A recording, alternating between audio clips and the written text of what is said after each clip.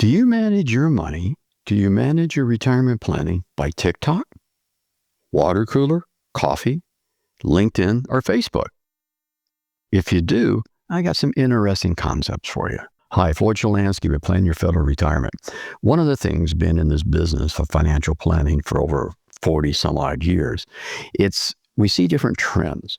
And back in the 70s and 80s, the comment I made to a lot of people, do you manage your money by magazine? There used to be this magazine account called Money Magazine. You had the Kiplinger letter.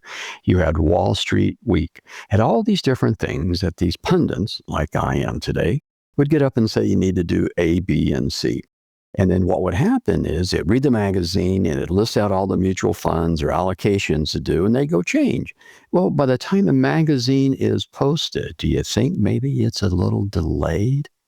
Well, then let's take TikTok today. And I'm going to confess to you right now, I don't watch TikTok. I see some of the reels, but it's like, okay. But I'm always amazed at these pundits that are good on and say, this is for you. Given your age, given this, they make recommendations without knowing you. See, and that's the most important thing. So I'm going to talk a little bit about Social Security today. And I'm not going to tell you when to claim. I'm going to tell you how to evaluate when to claim. Do I believe in claiming at 62 the first time you're eligible for it? Maybe. Would I rather you wait until you reach what they call full retirement age, FRA? Probably.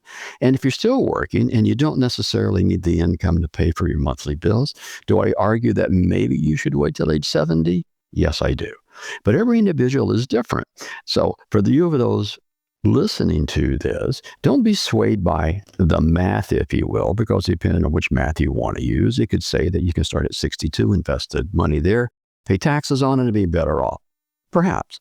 Or you wait till full retirement age and pick up a different percentage. I kind of like that. But then maximum benefits at age 70. So each one of these things play differently, and you should talk to someone to make sure you allocate it accordingly. Now, let me tell you what I do, or what I recommend many, many times to my feds and the TSP in retirement. So they want to retire at 62, okay, that's fine.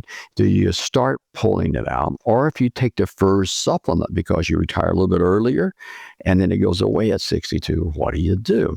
We do a math calculation. One, revenue shortfall. If you're having a hard time making ends meet, paying the bills and so on, of course we're going to turn it on. If you're sick, of course we're going to turn it on. If you have terminal illness, of course we're going to turn it on. But each of these things are different to each individual. So sometimes I recommend a bridge. So first supplement goes away at 62. You lose that $1,700 a month and you're used to spending it. Gee, maybe I should turn on Social Security. Just remember, when you turn on Social Security, that's it. We're not changing it, number one.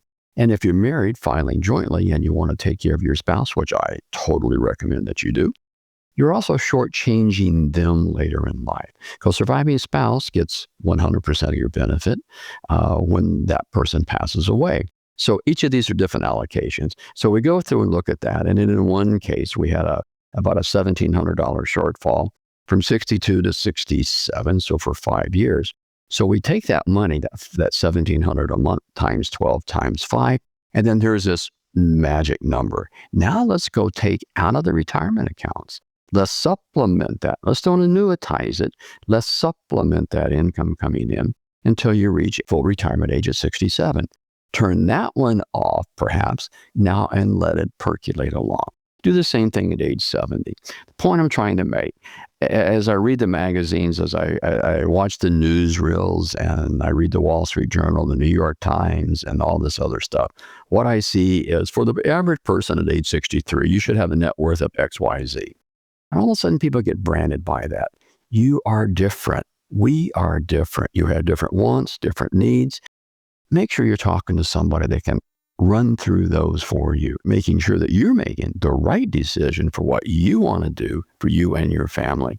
And if you can't find somebody local, log on to planyourfederalretirement.com, request a visit, with one of the advisors on here, and we'll be happy to sit and walk through that to you.